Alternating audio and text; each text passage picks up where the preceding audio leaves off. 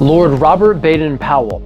He was a British general, a war hero of Victorian England, a spy who posed as an entomologist while serving on the island of Malta, and was a definite lover of...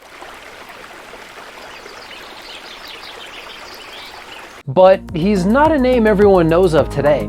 Nearly all of us here in the US, though, do know of the Boy Scouts of America. And most countries around the world are represented amongst Boy Scouts internationally. Well, Baden-Powell started all of that. And Wikipedia notes all sorts of interesting things about Baden-Powell, including that he was an ambidextrous artist. What isn't mentioned on Wikipedia, though, is that his ambidexterity extended much farther than that of just an artist. In between becoming a national war hero and starting the Boy Scouts, Baden-Powell was vice president of an organization called the Ambidextral Culture Society. The year was 1905, and John Jackson, who was secretary of this organization, wrote what was basically their handbook, of which Lord Baden-Powell wrote the introduction.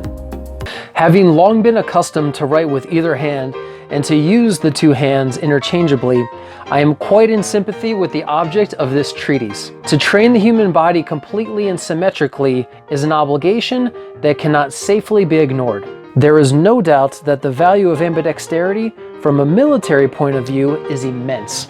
I get through a great deal extra by using the right and left hand alternately, but I thoroughly appreciate how much more can be done by using them both together. Lord Robert Baden-Powell even wrote his signature at the end of this introduction using both his left and right hands. Up until the present day, the Boy Scout handshake is practiced among Scouts and is simply a left-handed handshake. If you're a Scout anywhere across the world and you've had multiple dozens of this handshake and maybe feel a little more developed on your left-hand side, you can thank the ambidextrous Lord Baden-Powell.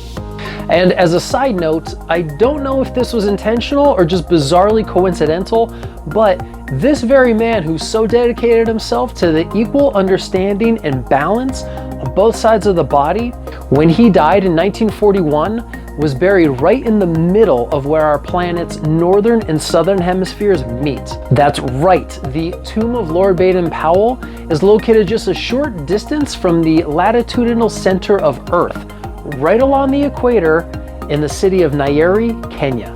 If you want to learn more about what inspired Baden-Powell's ambidexterity, as well as the ambidexterity of his own Queen Victoria, click the Amazon link in the video description feature below and purchase John Jackson's book, Ambidexterity. And just note, it's not the easiest, lightest read, considering it's written in English from Britain over 115 years ago, but it is an interesting book considering the then prevalence of ambidexterity in and around Great Britain, and because of the book's investigation into the history, antiquated science, and perception of ambidexterity as a practice that would benefit all world cultures who choose to embrace it.